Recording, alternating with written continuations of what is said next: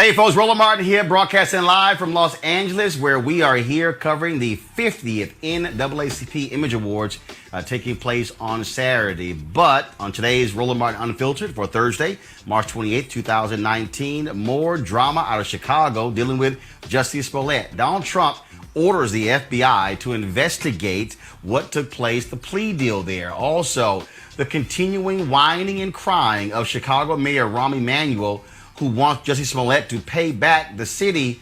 Did he somehow forget the millions of dollars that Chicago has had to pay out in police brutality cases? Also, what the hell's up with the District Attorneys National Association calling out Cook County DA Kim Foxx, but not other district attorneys on police shootings? Oh yeah, I got something to say about that. HUD sues Facebook over discrimination in housing. And my panel and I take on Facebook's decision to ban white nationalist and white separatist posts. Will it work, and does it go far enough? Trump, under media and activist pressure, reinstates funding in his budget for the Special Olympics and allows Liberian refugees to stay another year in the United States. Another African American joins the race for the White House. The mayor of Miramar, Florida, population 140,000. We've got his announcement video, and that is, we'll tell you who Wayne Messam is, because many of you probably have never heard of him. Also, we'll update you on the state of play on the GOP power grab in Wisconsin, and a federal judge strikes down work requirements for Medicaid in Arkansas and Kentucky. And some more crazy as white folks lose their mind, this time a TV news team and two Republican congressmen. Well, I'm gonna really deal with the Republican congressmen. It's time to bring the funk on Roland Martin Unfiltered. Let's go.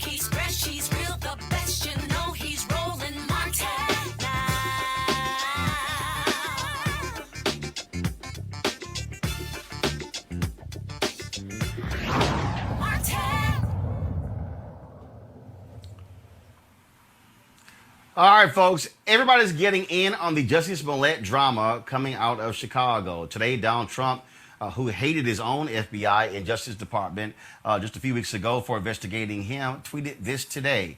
FBI and DOJ to review outrageous Jussie Smollett case in Chicago. It is an embarrassment to our nation. Really? An embarrassment to our nation.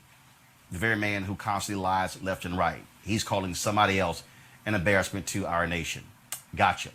Also, folks, there's more to the Smollett story today than, of course, what Donald Trump is talking about. Chicago Mayor Rahm Emanuel, this is what he had to say. He's running his mouth left and right. Y'all check this out.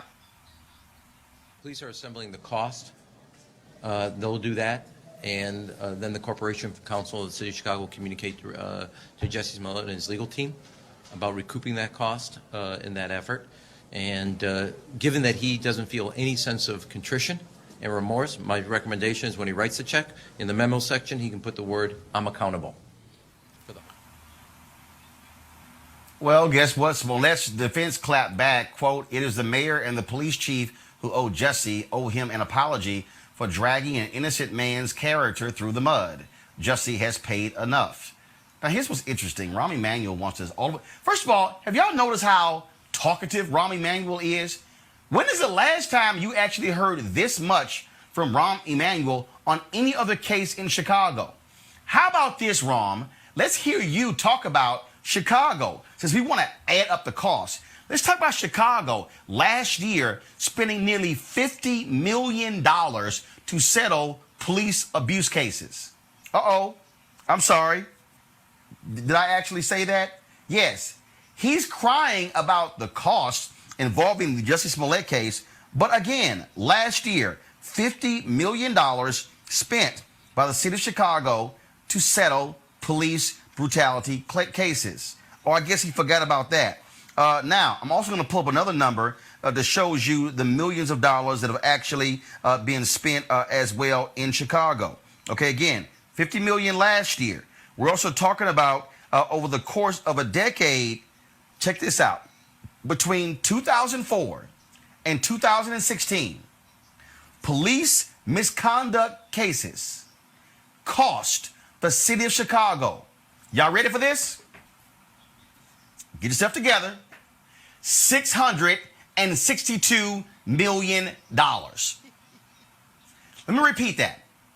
In a 12-year period, the city of Chicago spent $662 million settling police misconduct cases. I do not recall a single speech by Rahm Emanuel slamming police officers for costing the city, the citizens of Chicago, the taxpayers of Chicago, 662, matter of fact, 662 plus the 50, we now, folks, are at $700+ million. Please show me the video of Rahm Emanuel complaining about spending $700 million of taxpayer money because of rogue cops. Yeah, I thought so. Now check this out, folks.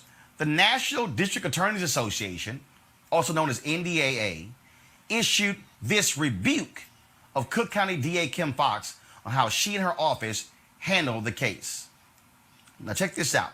Quote, "The case in Chicago illustrates a point that must be discussed in an effort to ensure fairness in our criminal justice system. The rich are treated differently. The politically connected receive favorable treatment, and Lady Justice sometimes peeks under her blindfold to see who stands before her. NDAA rejects these inequities as they are antithetical to our founding principles of justice, that no one is above the law." Can y'all please tell me, first of all, have you ever heard of the National District Attorneys Association? 2, when is the last time you've ever heard them talk about police brutality? When is the last time you've ever had them issue a press release on DAs who do not prosecute cops for doing wrong? We just had the case in Pittsburgh. Cop went on trial, homicide, found not guilty. We had, of course, Stephon Clark in Sacramento. That case. I can go down the line, case after case. In fact, explain, did y'all ever hear a statement from the National District Attorney Association condemning Anita Alvarez for improperly charging Dante Servin, the cop who jumped into a conversation, pulled his gun out, shot and killed Rakia Boyd, shot her in the head, she dies. Anita Alvarez charges him wrongly. His case gets thrown out. The judge says, oh, this is the wrong charge. Dante Servin walked free. Please, y'all, take your time showing me where those district attorneys issued a press release condemning Anita Alvarez. I'll wait. Yeah, you can't find it. You can't. Now check this out. Now we got this idiot Illinois State Rep Michael McCullough, who says he's introducing a bill to kill tax credits to productions that hire Jussie Smollett. Now, it's very interesting. Yesterday on social media, my girl Lovey took umbrage to me saying that white folks are treating Jussie Smollett like he's OJ, like this is OJ 2.0. She said, Roland, that's unfair. Well, what do you now say, Lovey? What do you now say to the rest of the people out there who say that I was wrong for comparing to OJ? The point I'm making is the white reaction to the Smollett case is also how white folks responded to OJ Simpson. Let's break all this stuff down with our panel. Dr. Greg Carr, Chair of the Department of Afro-American Studies, Howard University, alum Victoria Burke, a writer with the NNPA, also Robert Patillo, civil rights attorney. Robert, I want to start with you. First of all, I ain't never heard of the National District Attorneys Association. But for them to issue a statement condemning Kim Foxx, when I don't recall them saying jack about other DAs and their wrongdoing, shows to me these white folks have lost Jussie Smollett has literally caused white folks to lose their mind. Well, I think bigger than that, what the DA Association has to be honest about is just a diversion program. All he did was the same diversion program that they offered Robert Kraft in Florida last week. Robert Kraft was offered the opportunity to have the charges against him for soliciting prostitutes on multiple occasions dropped in exchange for doing community service and paying a fine. That's exactly what Jussie Smollett just did. He did community service at the Rainbow Push Coalition. He paid a fine. There's nothing outside of the ordinary about this. There's nothing that should be all this hyperbolic rhetoric, all this discussion about Kim Foxx, everything else, because people do not like the nuts and bolts of the criminal justice system. It is a class 4 felony, which is a glorified misdemeanor to make a false police report. The same way that Barbecue Becky and that all these other people who make false reports against African Americans don't get charged with felonies, they realized that Jussie Smollett was overcharged by giving him 16 felony counts for making a false police report, and they gave him a diversion program, which is within the guidelines of protocol in Cook County. I went to law school in Chicago. I clerked at the Cook County courthouse. They have bigger issues to handle there. They have vice lords. They have Latin kings. They have a lot bigger things to deal with than somebody making a false police report, and that's why they gave him a diversion program. Now, the Smollett people need to shut the hell up. You got your deal. Go home. Sit down. Quit releasing press statements. Stop doing press conferences. Get in the car. Take your winnings and go home. But at the same time, Rahm Emanuel, the police superintendent, all these people criticizing the diversion program need to just understand that this is par for the course for what you get for a class 4 felony / glorified misdemeanor. Greg, I want to go to you again. The issue that I have here is you see these district attorneys who said nothing. In fact, I believe we reached out to them to get them on the show. And of course, they chicken out, my understanding, and they would not come on the show. That shows me how weak they are.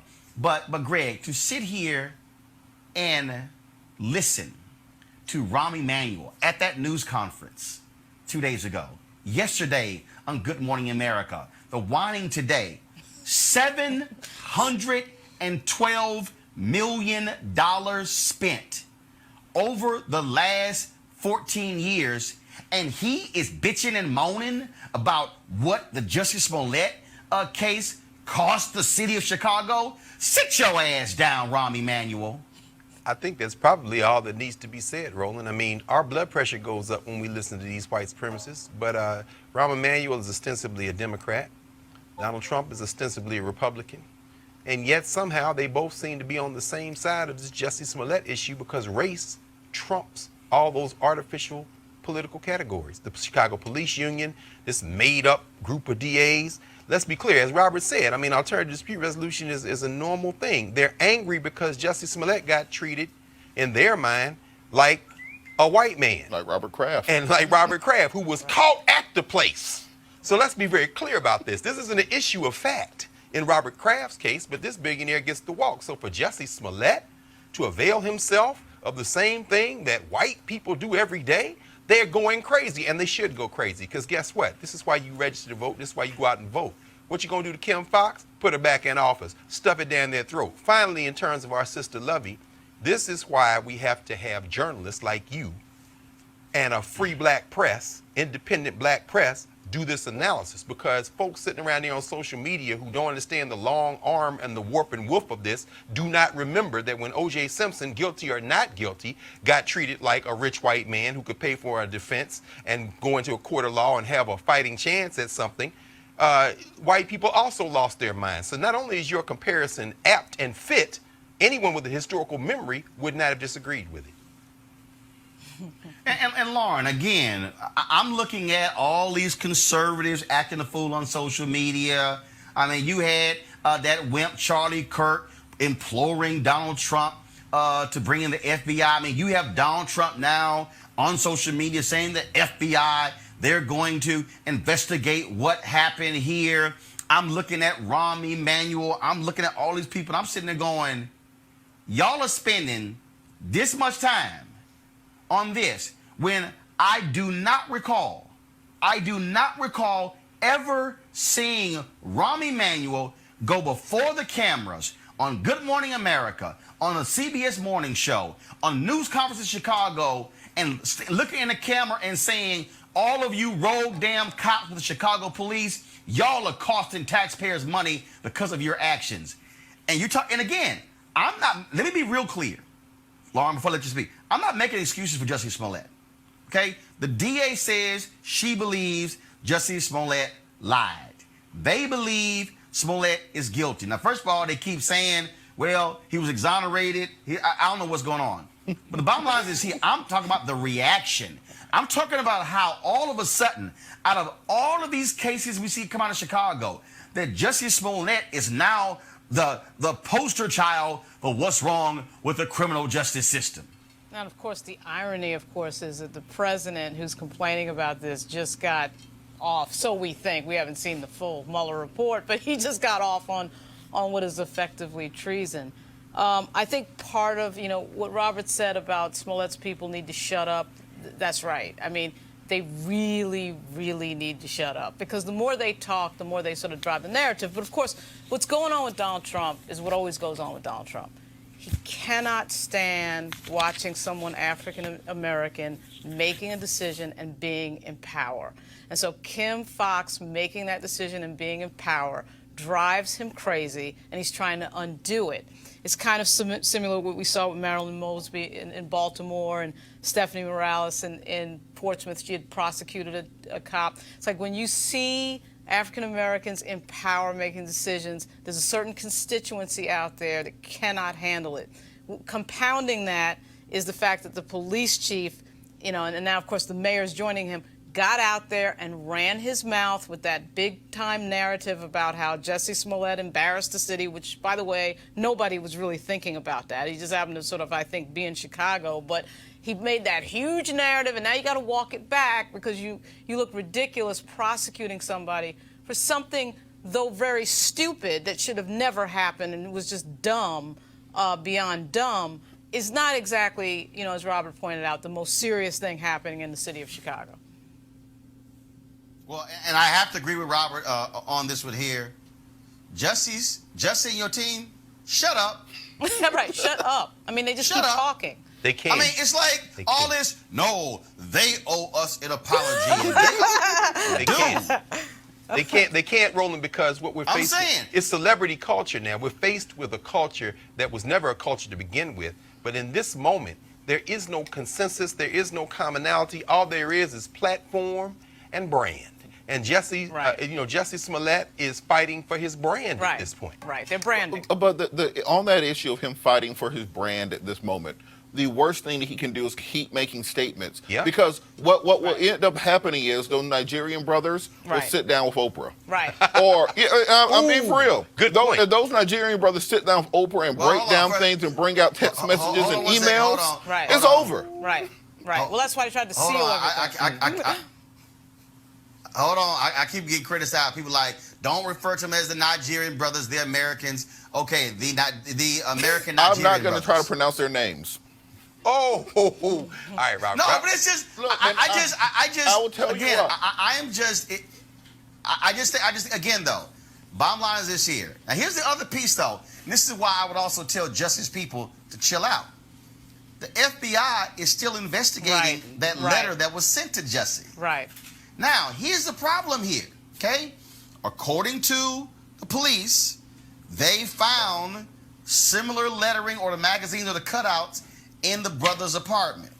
Now, I don't know what's going on there. All I'm simply saying is, until that is dismissed or is gone, I'm like, look, you're not going to be prosecuted. It's been expunged. The whole deal is sealed. I'm saying, go back to work, go make music. No need to sit here and keep fanning the flames, because what it does is it keeps people talking about this as opposed to moving on. So that's the piece there. All right, I know y'all got something to say about this here. Looks like Ben Carson might actually be doing something for black people there as Secretary of HUD. The department he heads, the Department of Housing and Urban Development, they are suing Facebook for violating the Fair Housing Act by encouraging, enabling, and causing housing discrimination through its advertising platform.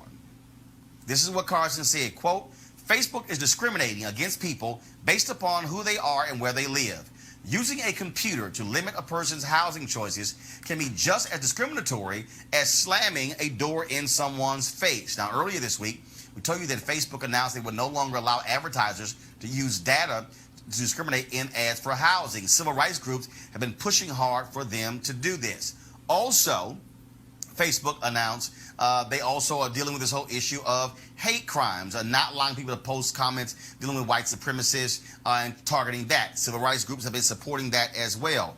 Let's go to my panel here on this. Greg, I want to go to you first. First, it's like, first of all, as I think about what Ben Carson has done, I have to, since I'm here in L.A., and this is where La La Land is, I have to think about the soldier story. My man Adolf Caesar. Oh, my God, the dead has arisen. Well, I'm wondering who's From The Color Purple. Well, right, The Color Purple. That's right. Color Purple. That's right. Yeah, because in a soldier story, his line was, "CJ, the black race don't need you no more." And so that's he can say that clearly to Ben Carson. Sometimes I'm sure Carson is following the script, just like Betsy Idiot DeVos got blindsided when she didn't realize they had X'd out the Special Olympics the other day. I don't know what Ben Carson is reading from, but I suspect that the motive behind his statement has more to do with them attacking Facebook than anything else. As far as this Facebook banning hate speech or banning white nationalism, I was concerned having read their statement. They said that there were broader types of nationalism that were okay, like American pride and Basque separatism. And I thought, why would they single out Basque separatism? And I'm thinking to myself about some of the more rabid pro-Israel lobbies, and I'm thinking, are they trying to carve out exceptions? But my concern is how they will arbit what speech they will suppress and what speech they will allow. Because the next thing you know, they may turn on the Nation of Islam. They may come, and at that point, us saying, well, get rid of the Klan, get rid of hate speech and white nationalism and white separatism, which everybody can agree on, we might then be more concerned. This First Amendment issue isn't as brightly cut as some people might see. So I don't know if this is a victory as much as it is something that could erode freedom of speech. Lauren, the housing issue is critically important because, again, look, the power of Facebook is immense when you talk about digital ads.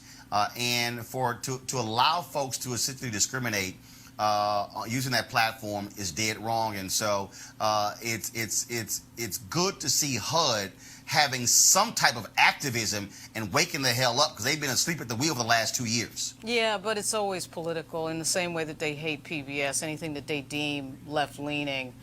You know, the Trump administration, of course, has this, as Greg just said, has this obsession with Facebook with regard to what they view as blocking speech from the right. And so that's really what's going to be behind this. And, you know, as it goes forward, I think that they'll fully reveal that that's what's behind. Now Carson may, in fact, blunder and do something right for once in the time that he's been in there. But I suspect what they'll do is they'll start really going after Facebook very singularly and specifically in the same way they go after, you know, PBS. And it won't really reveal anything or fix anything, and it just will poke Facebook for a political reason. Robert? I told y'all to trust Ben Carson. I've been saying this for years. Ben Carson had our back the whole time. Ben Carson didn't just go from being the National Black History Museum to being this sellout Uncle Tom as he's been cast in the media in 3 years. Ben Carson been there for us. He's been fighting for us this entire time. He's been fighting to reform housing and urban development. On the point that Greg was making about the social media and white nationalist language, let's be very careful about that. Because if today they're banning David Duke, tomorrow it'll be Farrakhan. The day after it'll be Garvey. After that it'll be Malcolm X. Then it'll be Dr. King. So let's not take these encroachments on freedom of speech lightly, because if it starts over there, all of a sudden white people found this new word, reverse racism, that they like to use all the time, and they like to use that indiscriminately. So they will use that against us very soon. Robert, what the hell has Ben Carson been doing for us as HUD secretary? What Ben Carson has been doing as HUD secretary. I'm glad you asked that, because I did 2 hours of research in the car. What Ben Carson has been doing is reforming a broken housing and urban development department that has been broken for 30 years. How? Reforming programs, taking money out of certain areas, refocusing it on having mixed-use development. So instead of having giant housing projects in the middle of the city, there are urban slums. He's been working on creating funding mechanisms that create mixed-use environments. Robert. Yeah, go ahead. Robert, let me help you out. Links to it. No, Robert, let me help you out. Because see, unfortunately for the argument you just made, you're talking to somebody whose expertise has been covering housing. I covered housing as a county government reporter for the Austin American Statesman. Housing was under my purview when I was reporter for the Fort Worth Star Telegram when I was City Hall reporter. The mixed use development, that stuff started, first of all, under Jack Kemp. Then when Henry Cisneros became head of HUD. This has been going on since the 90s. When I spent 6 years in Chicago, executive editor of the Chicago Defender, 2004 to 2007, I left Chicago in 2010. The Chicago Housing Department, they actually tore down those high rises there, and guess what they went to? Mixed use. I actually covered those cover stories in the Chicago Defender. This ain't Ben Carson all of a sudden doing this. Okay? This has been this has been the HUD official policy for about 25 years. Now, we're also dealing with the reality that with HUD, this is the same Ben Carson who told cities that they did not have to submit their plans as to how they were going to eradicate discrimination in housing. The cities complained saying, oh, this was too onerous, and he said, okay, that's fine, it's no problem. So explain to me, how was that good for black folks? By reducing regulations, by reducing red tape, by getting projects moving instead of having 50 pages of documents that have to be submitted before you can break ground on a project. You just missed that. You just missed what I said. Literally allowed cities not to have to submit their plans to show how they were going to end housing discrimination in their cities. He overturned the rules of the Obama administration. That's what he did in the first year as HUD secretary. Because the rules under the Obama administration weren't working. Let's think back 4 years, think back 8 years. It's not like everybody in the hood was living in a land of milk and honey, and then Ben Carson came and ruined it. What he did was take out onerous regulation. That's not what was happening, Robert. The cities complained because they did not want to have to submit their housing plans. They all know this is just too much for us. No, too much is housing discrimination, Greg. That's the problem. And so, again, Robert, I get your point. You're conservative. You want to, pump. You got your pom-poms out for Ben Carson. But the reality is they have rolled back civil rights in this administration, including in housing and urban development. Of course. And Ben Carson is, again, they're taking their cue from the White House. You have an addled-minded human signing pen in Donald Trump. And what you really have in the White House is Mick Mulvaney in terms of domestic policy. Look at the evisceration of the HUD budget. The man didn't even fight for his own budget.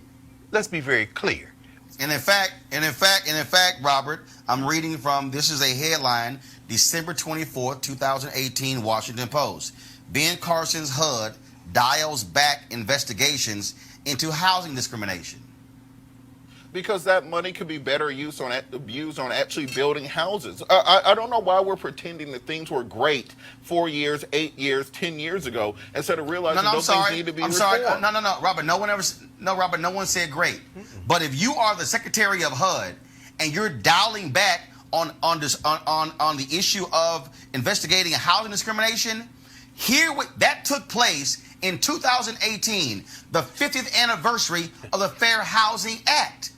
The reality is that housing discrimination still impacts African Americans, still impacts others, and I'm sorry, it has not changed enough. I am not painting a picture that under Obama, under George W. Bush, under Bill Clinton, under George H.W. Bush, under Ronald Reagan, under Jimmy Carter, under Ford, under Nixon, that somehow public housing was this great thing. But what I'm not going to do is paint this Basquiat photo, this art piece of how amazing Carson has been doing, when I'm sorry, the evidence simply is not there to support your argument. Final comment, Robert, Lauren, Greg. All right, Roland, see, you're fancy. You're talking about Basquiat and all these rich people things. I'm a country boy. There's this old saying, you can either have eggs... Well, no. First of all, I said Basquiat because white folks would have said Picasso, and I'm going to mention an African-American painter. But go right ahead. Well, I'm going to keep it country. There's an old saying, you can either have eggs or you can have chickens. So what we're saying is that we want everything to stay intact. We don't want to break any eggs. We don't want to create anything that will disrupt the system. But at the same time, we want to reform the system. Ben Carson came in a situation where he was walking into a broken system that's been broken for 50 years and had to fix it. And part of that was destroying what existed to build it back up. The only way to build something new is to take down what didn't work for the last 50 years.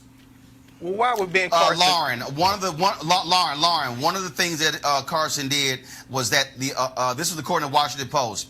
Another Obama rule that held lenders and landlords liable for policies that led to discrimination, even if none was intended. Lauren, Carson rolled that back too. Go ahead, Lauren. Yeah, well, not only did he roll it back, of course, in the president's budget, there's a massive, massive cut to HUD. You know, one of the magic tricks the conservatives love to perform is this idea that we're making things better by cutting them and making them simple. Yeah, okay. So housing in the United States has always been, you know, with regard to redlining and everything else, a racially, and with this president, of course, in his history, a race-based situation. So I'm not clear on what Robert's talking about. Ben Carson is not an expert in housing, so it was always very strange that he was in that position to begin with. And when you cut the department by billions of dollars, it tells people what your priorities are. Greg, I'm going to read this and I want you to respond. Carson has only used his authority as HUD secretary to scrutinize widespread housing discrimination, moving ahead under public pressure on an investigation against Facebook that was initiated during the Obama administration. Here's the next piece. President Barack Obama's HUD secretaries used the tool known as Secretary-Initiated Complaints an average of 10 times per year, while President George W. Bush's second HUD secretary used it an average of 5 times per year. Carson has only used it once. Oh, that's not surprising. I mean, we can go back to the fact that the staff at HUD has been hollowed out. And again, this, as Lauren said, he doesn't know anything about housing. He doesn't know anything, apparently, about buildings. Because remember when on your show on TV One, that's around the time that he said that the pyramids in Egypt were used to store grain. But at any rate, but the beautiful thing about Ben Carson, we're coming up on about the year anniversary, I guess it was last April, that he proposed tripling the rent on people who have Section 8 and federal housing subsidies. In other words, biting into low-income folk who are already trying to pay for child care and health care. Ben Carson is a human joke as it comes to being a member of anybody's federal cabinet. And anybody trying to argue otherwise just finds himself indefensible. Go back to practicing surgery or write another version of Gifted Hands. But, brother, you need to leave housing alone. All I'm going to do is I'm going to recite the facts, not the other stuff. All right, folks, 2 good things from the Trump administration today, but only after major pushback from activists and the media. Trump overruled Betsy DeVos as education secretary, and his budget will now include money for the Special Olympics. DeVos cut and defended the cuts. I don't know what, that was just about the dumbest thing. And on the story we reported on last week, some 4,000 Liberians are in the U.S. as refugees from a brutal civil war that killed 250,000 people between 1989 and 2003. They were in danger of being deported at the end of the month. The Lawyers Committee for Civil Rights Under Law, among others, opposed this. And today the White House announced a 1-year extension of their right to stay in the United States. Robert, there's a lot of stuff you can cut. The damn Special Olympics. Look, Betsy DeVos is an idiot. So I think that we didn't make that clear that she's just some rich lady who ended up being housed or being the education secretary, but she doesn't have any damn sense. So part of that is that the Republicans gave themselves a $1.5 trillion tax cut last year. And now they have to figure out how to pay for it because the deficit is increased by almost $2 trillion in 2 years. And putting that money on the back of people in the Special Olympics, on the having people in education and special education and the disabled pay for that, I think is unconscionable. So clearly this was a non-starter. Clearly these are things that she did not run by people higher up, and that's why Trump had to overrule her, because it's an idiotic decision from the moment that she announced it. But this is the problem. This is the problem. And of course we know Trump has no problem throwing everyone under the bus. The problem is this. Betsy DeVos didn't know there was a cut in that budget. if you look at her questioning, she's sitting there with that same deer in the headlight, fake teeth smile she's had all along. I think it's a fantastic program. Betsy DeVos, like Wilbur Ross in Commerce, who tried to add that census question, got that probably from Stephen Miller in the White House. This is being run out the White House. This is Mick Mulvaney. Donald Trump doesn't know anything about it either. So it was bad PR Right. and threw DeVos under Right. the bus. DeVos didn't know that cut was in there until she showed up for the hearing. Yeah, it's embarrassing watching Betsy DeVos. She probably is singularly the most stupid cabinet official in the Trump administration, and that is saying something.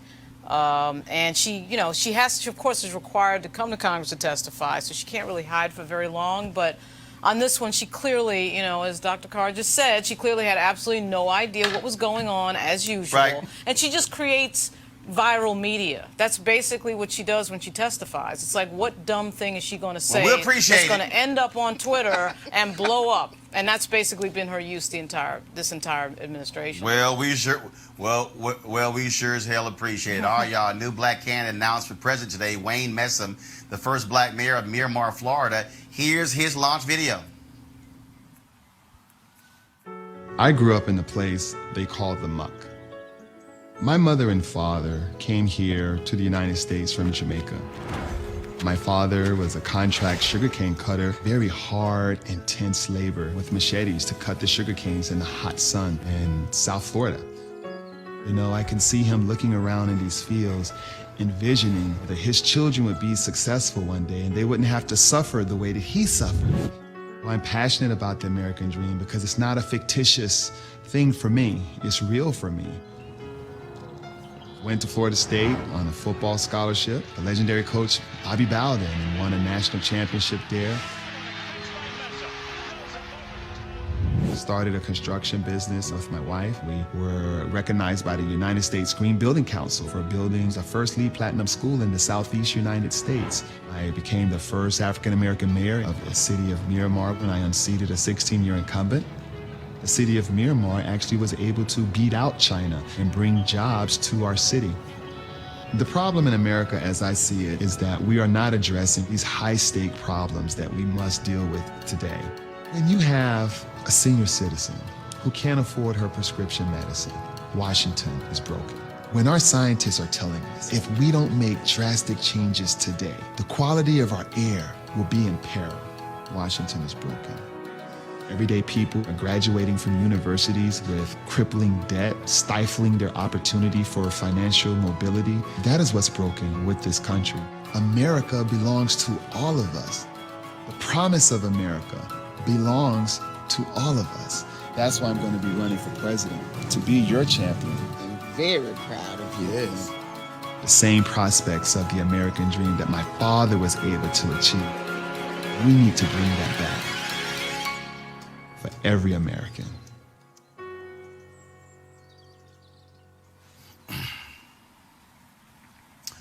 All right, first of all, for a lot of people, now here's the brother, he follows me on Twitter. I've actually never heard of him. I was very surprised to see him announce. But here's the other thing, Lauren, a lot of people don't realize. You've got, I think, 70 or 80 people or more who've actually filed to run for president. So it's not, I mean, so what do you make of this announcement?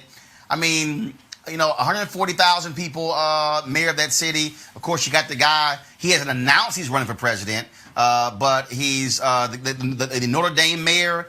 Now, has he announced, or is he still in exploratory? Like right now, I don't know who the hell is actually running or thinking of running or an exploratory committee.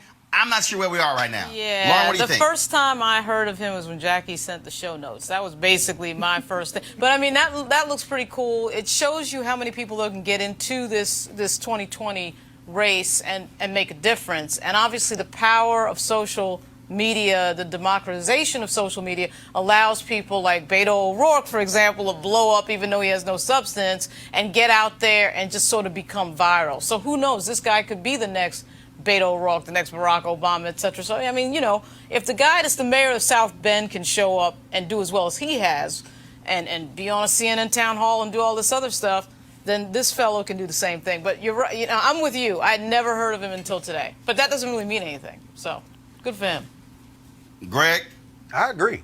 I agree with Lauren. And you know, it's funny, in seeing his announcement, he said the muck. I immediately thought about Tea-Cake and Zora Neale Hurston out there with cane and tomatoes and all the stuff they say they grow in the muck in her famous, of course, 1937 novel, Their Eyes Were Watching God. So when he says he comes from the muck, I ain't mad at him. But like Lauren said, I mean, he's going to South Carolina a couple of times early on. He's going to try to register. In this field, let 1,000 flowers bloom. And let them sort it out, because Donald Trump already has his playbook, fear, racism, and everything else. So let these folks slug it out. And if this man, certainly if the mayor of South Bend can stand on the stage, and if a man named Robert Francis O'Rourke can rebrand as Beto and show up to be the president of the United States, then certainly this man, who at least runs a city, no however small, can throw his hat in the ring. Robert? Look, he has my vote already since he said he was Jamaican. So, you guys talk about Mayor Pete Buttigieg, who was the mayor of South Bend, Indiana. He said during one of his campaign speeches that he is a Maltese, left-handed, Episcopalian, gay, millennial mayor of a small town in the Midwest, and he's polling third in the Iowa caucuses. So by all means, my Jamaican brother, run. Like Donald Trump proved in 2016 that when you have a large field like this, when you have 17, 20, 25 candidates, that anybody can pull ahead. Whoever gets those headlines, whoever gets that free media, can win a couple primaries, get the momentum flowing behind them, get the money coming in after that, and win. So there's nothing to say that he can't win. People are talking about Stacey Abrams running. Right. The biggest election Stacey Abrams ever won was 26,000 votes. As a state representative of House District 89 in Georgia. So if she is being talked about as a presidential candidate winning 29,000 votes in the last election she won, then why can't he be a presidential candidate representing a city of 150,000 people? Got my support, brother. All right. All right, we certainly appreciate it. All right, for all the folks who are watching YouTube, remember you can also give right there on YouTube while the show is live. So a lot of you have been commenting right now, so please do so. Support Roland Martin Unfiltered. Going to a break. We'll be back in just a moment. Hey fam, want to check out Roland Martin Unfiltered, the blackest show on all of digital, cable, and broadcast. Check out our audio podcast. There's only one daily digital show out here that keeps it black and keep it real. It's Roland Martin Unfiltered. Press play.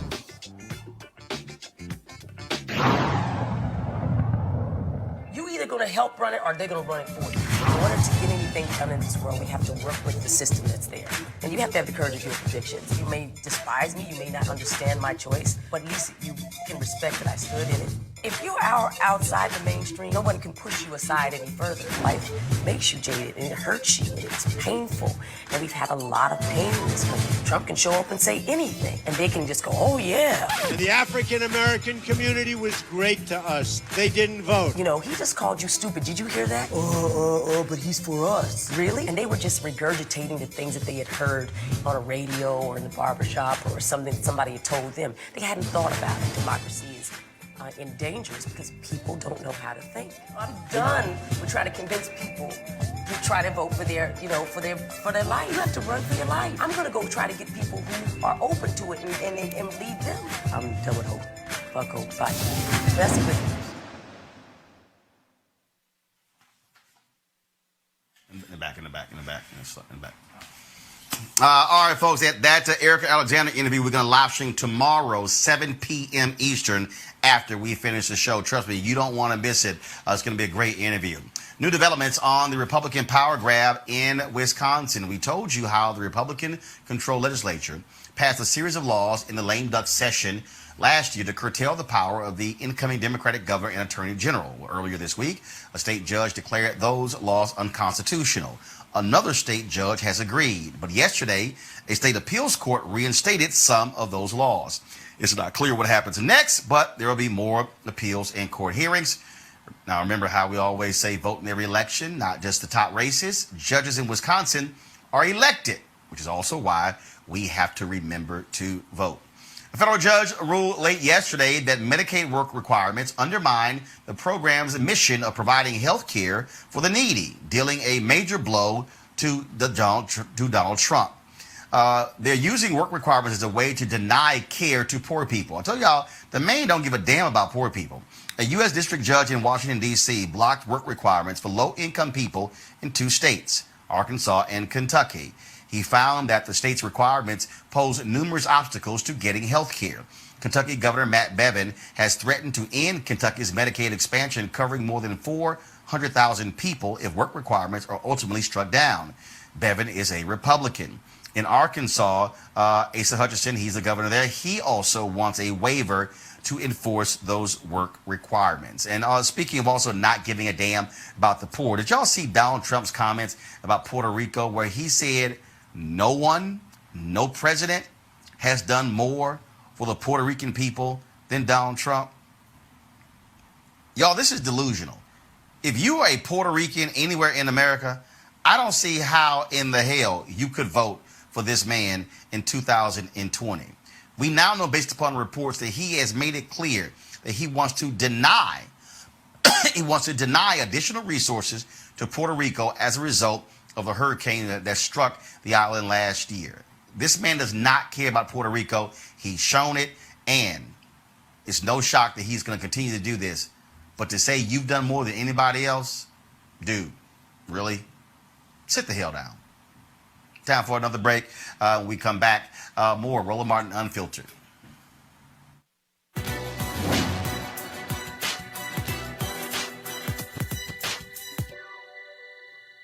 Defining myself as opposed to being defined by others is one of the most difficult challenges I face.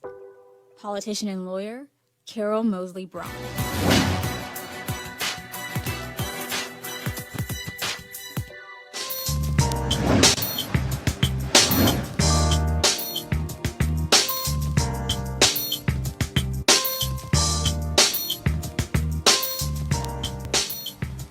All right, folks, HBCU Giving Day. Our school is Lincoln University in Missouri. It was founded in 1866. They're located in Jefferson City, Missouri. Notable graduates include Lloyd Gaines, Joe Torrey, Oliver Cox, Dorothy Butler Gilliam, and many others. If you want to support Lincoln, go to lincolnu.edu, lincolnu.edu. Calling all HBCU alumni, students, and leaders, enter the Ford Motor Company HBCU Mobility Challenge and win $25,000 for your school. Building on their long-term support of HBCUs, Ford is looking to improve mobility in HBCU communities through innovative solutions. The winning program will receive a grant of up to $25,000 to implement their proposal. The deadline, folks, is in 3 days. It's in 3 days. Go to FGB.Life. That's FGB.Life for more information and to apply. And remember, Ford goes further in our community. And we certainly appreciate them being a partner with us at Roland Martin Unfiltered. No charcoal grills are allowed. I'm white. I got you, huh? Illegally selling water without a permit On my property. Whoa! Hey! You don't live here. I'm uncomfortable.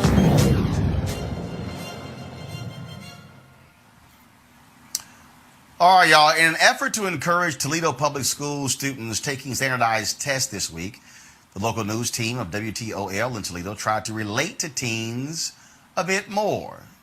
Now, according to people I know in Toledo, they've tweeted me, they've said that this did not air on the station. But still, they made a total fool of themselves. Look at this, y'all. Good morning, TPS students. It is testing week, and it's time to slay all day. Yeet. Stay woke, be on fleek, and get that Gucci breakfast. Goals. Say bye, Felicia, to that testing stress. Weather's going to be turned, right, Chris? Yes! Toledo weather going to be V-lit during testing week. A hundo P chance of success. You've got this, kids. Steve, how about that traffic? Are we looking better than We're talking turn. FOMO won't be an issue. No traffic problems around any TPS schools to keep you from taking those tests. So get a good night's sleep, do your best. In fact, be extra, extra. We here at WTOL are V proud of you. Good luck on your test, TPS students.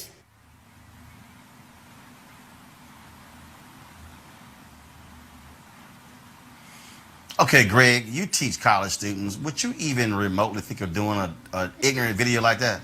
I don't have to, brother, because I am actually black and not a white figment of black figment of white imagination. So that was, of course, minstrelsy. It's a wonderful casebook example to show in a class to deconstruct. But more importantly, as we laugh, we must think about the fact that for many of us in this society, they may even defend that and say, well, they were just trying to be supportive. That's the crazy thing, I'm afraid. Yeah, you know what's really There's no scary? way in hell, Lauren. I mean, there's no way in hell if I was black working at that station, I'd be like, oh, no, we ain't doing this.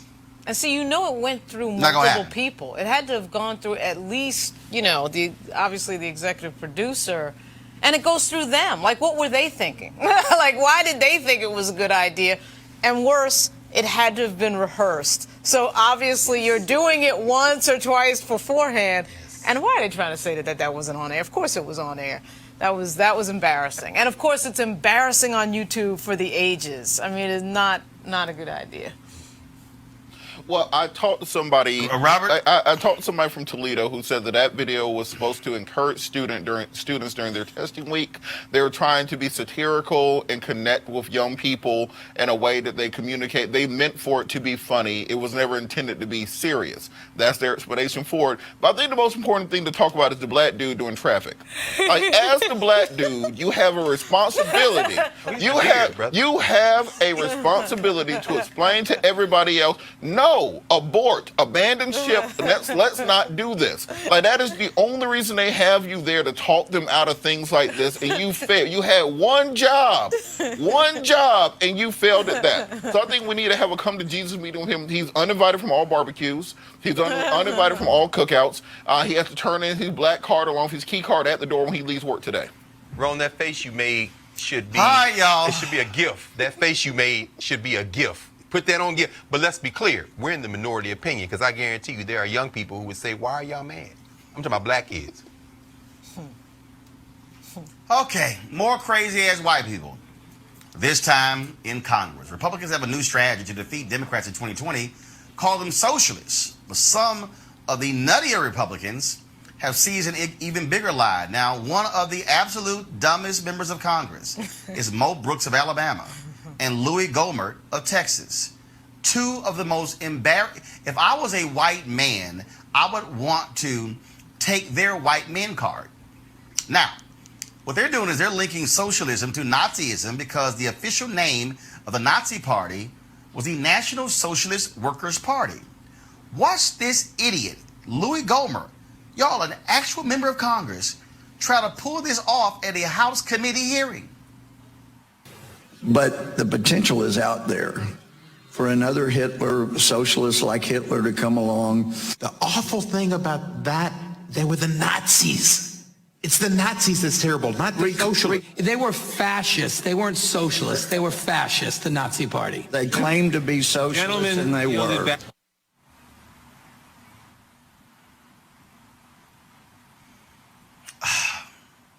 Robert, do you really want to stay a conservative after watching that? Remember, I'm a conservative independent, so I'm not associating myself with those people. We really need better schools in this country. I think it's very important that we teach an actual world history where people understand the difference between fascist, socialist, communist. The reason Hitler came to power by opposing the communists who avowed economic policy was socialism. So to say that the Nazis were socialists is antithetical to history. Now, anybody who's read anything beyond a 3-sentence summary of World War II would understand that. Lou Gohmert is somebody who I think has to really figure out what exactly he's trying to fight against. If you want to have a discussion on government control of economic policy, that's a fine discussion to have. If you want to have a discussion on what the marginal tax rate should be for corporations and individuals, that's the conversation to have. But to try to conflate Bernie Sanders and AOC with Hitler, I think is a bridge way too far, and it's something where it strains the credibility and credulity of any individual listening. Yeah. Lauren, it's amazing how at AIPAC, all those folks, they spend all their time slamming Congresswoman Ilhan Omar of Minnesota. Republicans love to talk about her. But they truly have some of the absolute dumbest people you have ever seen in their caucus. Now, Louis Gohmert and Mo Brooks literally make Steve King look like a Rhodes Scholar? Yeah, Mo Brooks is a throwback really to the 1940s and 50s. Louis Gohmert is just a silly person. I don't know what to say about some of the House Republicans. They had run on this idea of the Tea Party, which was really nothing more than just let's stop the black guy from doing stuff at the White House. And they've gotten to a point really where without him there, they don't really have a foil anymore to make these arguments. And so, you know, they allow people like AOC to show up from the Bronx and really blow them up on their own rhetoric. You know, she can sit and talk about climate change, not only, you know, being an issue in New York, but in Iowa, and really speak to the issues in a more global way. And at some point it catches up to you, this sort of dumb rhetoric, but it's red meat for their base, for their district, for that gerrymandered red district that they come from, so it works in a very narrow way for them, but it's going to go out of fashion at some point, and at some point very quickly. Greg? Yeah, I hope, Lauren, I hope you're right. I hope you're right. I don't see, if past is prelude, I don't see that is necessarily going to happen. Of course, Louis Gohmert is an idiot, but so are the people that vote for him. And when you look at AOC and what she did, as you said, on climate change, what she offered in Congress the other day, and roll back before that to Mike Lee out of Utah, he's a United States Senator. Right. Only thing dumber than him are the people that voted for him. But that's their strategy. This isn't a matter of winning arguments. This is a matter of winning elections. And so all you got to do is say socialism, as you said, that base, and then try to hold on to it. And if you look at the gerrymandering cases that were argued at the Supreme Court while we were talking about Jussie Smollett, let's get one thing for sure. They are trying to steal elections, and you hold that base together by playing to their fears. It isn't a matter of brain. It's a matter of heart. And in their hearts, there's a deep intolerance and racism that will have them even have the planet choke on the smoke before they will lose an election. Has nothing to do with being right or wrong or even being intelligent. In fact, stupidity plays better with that base. All right, folks, I want to, of course, this also happened today in the college bribery scandal involving all those largely rich white folks. Rudy Meredith, who was the former soccer coach, the former women's soccer coach at Yale University, a brother, today in federal court in Boston pleaded guilty to accepting hundreds of thousands of dollars in exchange for helping those students get into Yale by being on the soccer team, even though they could not play soccer. Meredith pleaded guilty to 2 charges of wire fraud, which each carry a maximum penalty of 20 years in prison. Now, he accepted about $860,000 from California college admissions counselor William Rick Singer as part of a scheme to help these rich kids get into schools. And so this is the first guilty plea. And again, Rudy Meredith is a brother. Again, was a former women's soccer coach at Yale University. And it, of course, we don't have when sentencing actually is. He will return to court on June 20th for sentencing. And so we'll certainly keep y'all up to date on all of that. All right, folks, we're here in Los Angeles. The 50th NAACP Image Awards will be taking place on Saturday. So let me give you a sense of what we're going to be doing. Tomorrow, we're going to be actually broadcasting from a local YMCA where McDonald's has a particular initiative. We're going to do some interviews, and we'll also be doing our show live from there. Now, tomorrow evening at 7 p.m., first of all, so we're going to have the show tomorrow, 6 p.m. Eastern. 7 p.m. Eastern, we're going to stream my interview with Erica Alexander. Remember her from Living Single? Fantastic interview. Some powerful, powerful stuff she had to say about the importance of voting and being involved in the issues. And so we're going to talk to her at 7 p.m. Eastern. Then we're going to come back live at around 9 p.m. Eastern, where we're going to be from the red carpet of the NAACP Image Award pre-show. And so that actually more Image Awards are actually awarded at the pre-show than the actual telecast. And so we're going to be live on tomorrow. So again, 6 p.m. Eastern, our normal show. And then, of course, we'll be streaming the Erica Alexander interview at 7 p.m. Eastern. Then at 9 p.m. Eastern, we'll be live from the NAACP Image Awards pre-show. That's tomorrow night. And, of course, on Saturday, the Image Awards will be broadcast, and we will be live from the red carpet from interviews there as well. And so I don't know if any other black news, any other black media company, website, or whatever is going to be out here doing this kind of coverage. But that's why we have Roland Martin Unfiltered, which means why we need you to support Roland Martin Unfiltered.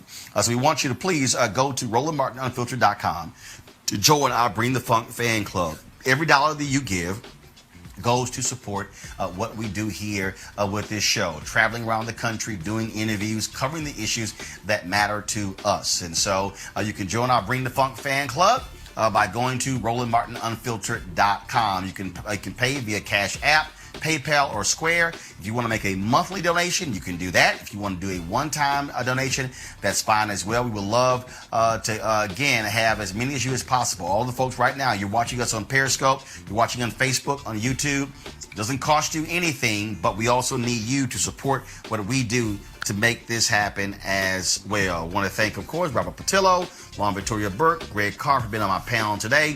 Thank you so very much. Folks, I shall see you tomorrow. And yes, I'm rocking my Houston Astros jersey. Today is the opening day of Major League Baseball. And so, y'all know my Astros going to handle that business. All you Yankees fans, you Red Sox fans, we going to take care of y'all. That's how we do it. And so, for all the folks here, thank you so very much. I'll see y'all tomorrow. Holla!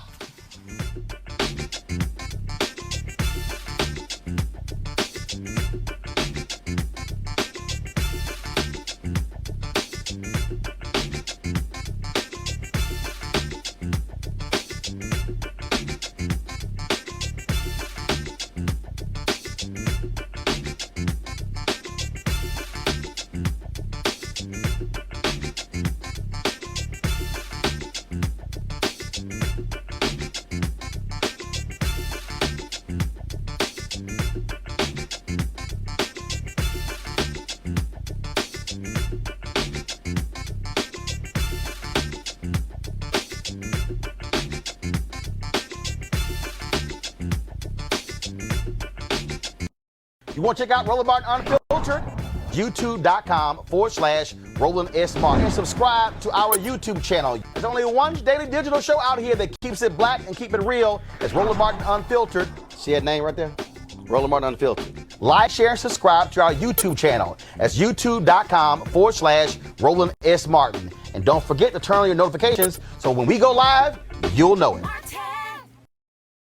You want to support Roland Martin Unfiltered? Be sure to join our Bring the Funk fan club. Every dollar that you give to us supports our daily digital show. There's only one daily digital show out here that keeps it black and keep it real. It's Roland Martin Unfiltered. Support the Roland Martin Unfiltered daily digital show by going to RolandMartinUnfiltered.com. Our goal is to get 20,000 of our fans contributing $50 each for the whole year. You can make this possible. RolandMartinUnfiltered.com.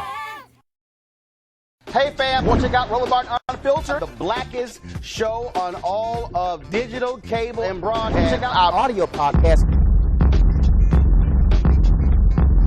There's only one daily digital show out here that keeps it black and keep it real. It's Roland Martin Unfiltered. Press play. Martin.